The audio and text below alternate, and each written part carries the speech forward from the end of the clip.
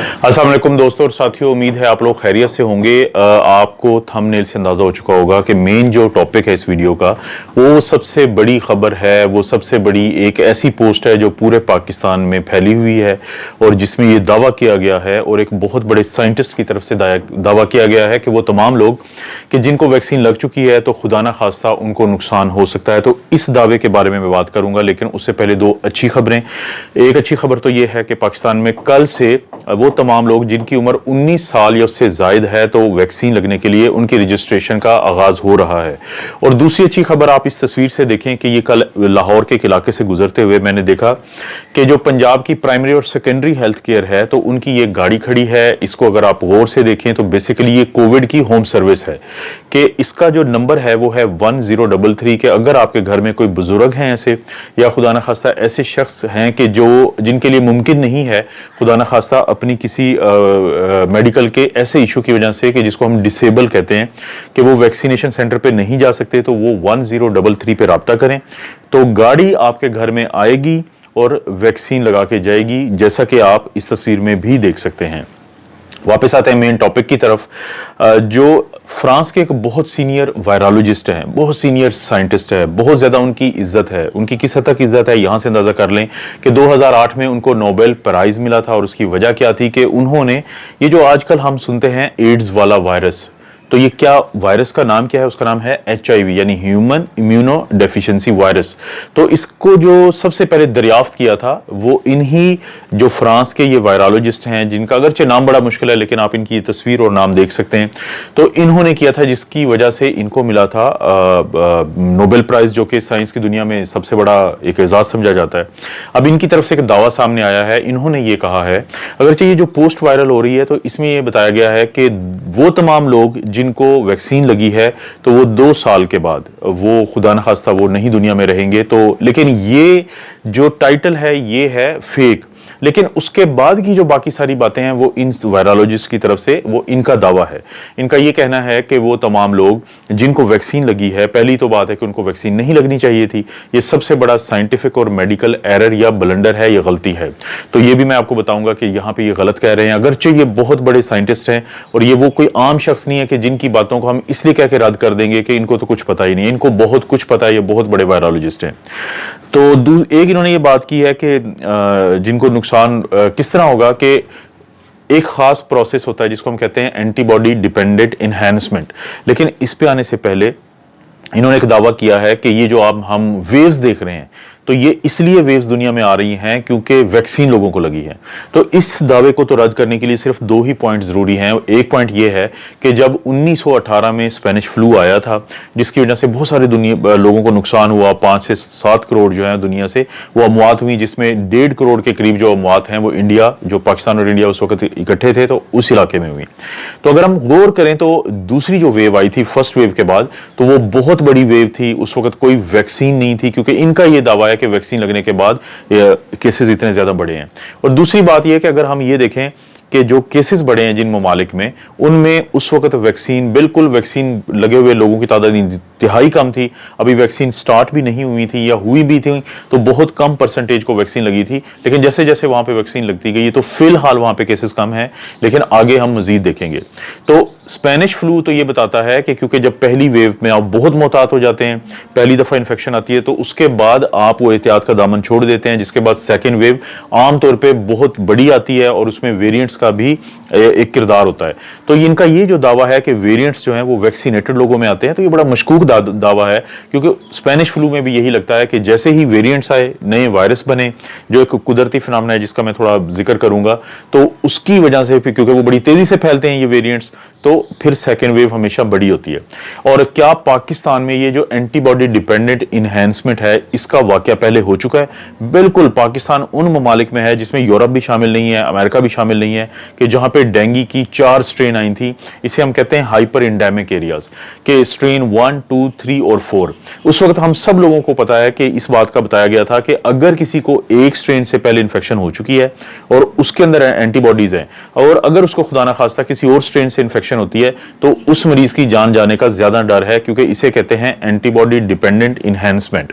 और ये जो एंटीबॉडी डिपेंडेंट इनहैंसमेंट है, इसमें होता क्या है दोस्तों कि अगर किसी को एंटीबॉडीज बनी हुई हैं, चाहे वो नेचुरल हो, अगरचे इनका ये दावा है कि वैक्सीन की वजह से जो एंटीबॉडीज बनती हैं, लेकिन अगर आप डेंगू की एग्जांपल लें तो आपको ये समझ आ जाएगी कि एंटीबॉडी से इसका ताल्लुक है, एंटीबॉडी डिपेंडेंट इनहैंसमेंट का, ना कि वैक्सीन से। अगर ऐसी एंटीबॉडीज हों कि जो जब वायरस के साथ अटैच हो तो उसको मुकम्मल तौर पे न्यूट्रलाइज ना करें, या वायरस इतना चेंज हो चुका हो, उसकी ऐसी स्ट्रेन आ चुकी हो कि वो स्ट्रेन जब एंटीबॉडीज उसके साथ अटैच हो तो लूजली उसको अटैच होने दे, यानी अटैच तो होने दे लेकिन उसको मुकम्मल तौर पे अटैच ना होने दे। और ये जो स्ट्रेन्स बनती हैं ये अपना एक बचाव का तरीका है, ये एक कुदरती अमल है कि जैसे स्पेनिश फ्लू में भी हुआ था कि जब भी पहली वेव आती है तो उसके बाद कुछ लोग जो हैं उनके अंदर एंटीबॉडीज बन जाती हैं, तो उन एंटीबॉडी से बचने के लिए वायरस के अंदर कुछ ना कुछ ऐसी स्ट्रेन्स बनती हैं और उनमें से किसी एक स्ट्रेन को मौका मिल जाता है कि वो क्योंकि तेजी से फैलती है तो वो बाकी लोगों के अंदर वो नमूदार होना शुरू हो जाती है। तो ये जब स्ट्रेन जो एक कुदरती अमल है, कोई भी जब इन्फेक्शन आती है तो उसमें जरूरी है कि स्ट्रेन बनना होती है, क्योंकि जब जिन लोगों की जो लोग ठीक हो जाते हैं उनके अंदर एंटीबॉडीज होंगी नेचुरल, तो उससे बचने के लिए कोई ना कोई स्ट्रेन सामने जरूर आती है। जैसे कि मैं मिसाल दे चुका हूं कि स्पेनिश फ्लू में हुआ, जैसे कि मैं मिसाल दे चुका हूं कि डेंगू में हुआ, हालांकि उस वक्त कोई वैक्सीन इस्तेमाल नहीं हो रही थी और 4 स्ट्रेन फिर भी थी। तो होता यह है कि जब वो नई स्ट्रेन होती है उसके अंदर कुछ ना कुछ ऐसी तब्दीली जरूर होती है, ना सिर्फ ये कि वो तेजी से फैलती है बल्कि जो एंटीबॉडीज होती हैं उनका असर किसी हद तक कम लेती है। इसे हम कहते हैं सब न्यूट्रलाइजिंग एंटीबॉडीज, के एंटीबॉडीज तो हैं वो बाइंड भी करेंगी लेकिन लूजली। अब इस तरह की एंटीबॉडीज जब बाइंड करती हैं वायरस के साथ और स्ट्रेन अगर कोई और है, तो एंटीबॉडी के 2 हिस्से होते हैं। एक वो हिस्सा होता है जो वायरस के साथ अटैच होता है, दूसरा वो हिस्सा होता है कि जो अटैच हो जाएगा फिर इम्यून सेल के साथ, यानी वो हमारा मुदाफियाती निज़ाम जिसके मुख्तलिफ सेल होते हैं, बी सेल है, टी सेल है, डेंड्रिटिक सेल है, मैक्रोफेजेस हैं। अब ये पोर्शन जो आप देख रहे हैं ये अटैच हो जाएगा उस इम्यून सेल के साथ। अब एक प्रोसेस होता है जिसको हम कहते हैं इंटरनलाइजेशन। इंटरनलाइजेशन क्या होगा कि ये एंटीबॉडी और ये जो नई स्ट्रेन है कोई, अगर ये लूजली अटैच है, अगर ये एंटीबॉडी वीक एंटीबॉडी है, अगर ये सब न्यूट्रलाइजिंग एंटीबॉडी है, तो ये कॉम्प्लेक्स जब इम्यून सेल के जिनको मैंने नाम बताया उनके अंदर चला जाएगा, तो बजाय इससे पहले कि वो इम्यून सेल इसको मारे, बल्कि तो ये जो वायरस होता है ये उस एंटीबॉडी से डिटैच होता है और अपनी रेप्लिकेशन यानी अपनी तकसीम दर तकसीम का अमल उस सेल के अंदर शुरू कर देता है जिस सेल ने इसको मारना था, क्योंकि सेल को मुश्किल होती है इसको पहचानने में। तो जिसकी वजह से ना सिर्फ ये कि अपने ये तादाद को बढ़ाता है बल्कि एक वक्त में आके उस जो इम्यून सेल है उसको खत्म करता है, डिस्ट्रॉय करता है और बहुत बड़ी तादाद में फिर ये जिस्म के अंदर बाहर आ जाता है। तो इसको कहा जाता है एंटीबॉडी डिपेंडेंट इनहैंसमेंट, यानी जो वायरस की चेंज हुई स्ट्रेन है वो एंटीबॉडी को इस्तेमाल करेगी, कमजोर एंटीबॉडी को, उस इम्यून सेल के अंदर जाके अपने आप को परवरिश करने में जो उसको मारने के लिए है। तो क्या अभी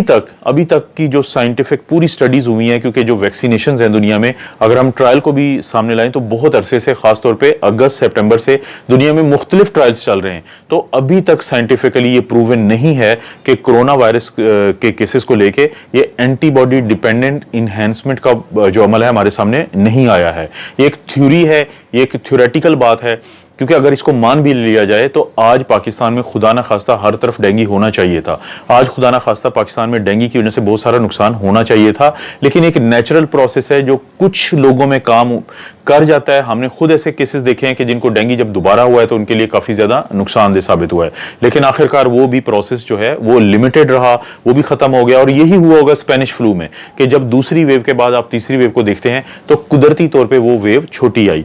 अब ये जो फ्रेंच साइंटिस्ट हैं ये उस ग्रुप को की नुमाइंदगी करते हैं, रिप्रेजेंट करते हैं कि जिनका ये कहना है कि आप किसी भी सूरत वैक्सीन इस्तेमाल ना करें बल्कि जो हर्ड इम्यूनिटी है वो नेचुरल तरीके से, वो कुदरती तरीके से आने दें। लेकिन जिस बात को ये भूल जाते हैं, तो चाहे तो हम वो स्पेनिश फ्लू को देखें कि करोड़ों लोगों की जानें गई, चाहे हम इंडिया में होने वाले पिछले दिनों वाकयात देखें कि जब कुदरती तौर पर इन्फेक्शन हुई तो उन्होंने कितने ज्यादा लोगों को की जान ली उन्होंने। तो हर्ड इम्यूनिटी को अगर कुदरती तौर पर हम अचीव करेंगे तो एक तो उसमें हो सकता है हमें 10 साल लग जाए, हो सकता है हमें 5 साल लग जाए, और दूसरा है कि बहुत सारी जानों का हमें नजराना देना पड़ेगा उस आर्टिफिशियल उस तरीके से हर्ड इम्यूनिटी को अचीव करने में। लेकिन अगर हम वैक्सीन की मदद लें, क्योंकि अभी तक बहुत ज्यादा केसेस सामने नहीं आए हैं एंटीबॉडी डिपेंडेंट इनहैंसमेंट के, तो काफी चांसेस यही हैं कि जो वैक्सीनेशन हैं इनकी मदद से हम बहुत जल्द ये जो इम्यूनिटी है इसको अचीव कर लेंगे, इसको हासिल कर लेंगे। क्योंकि दोस्तों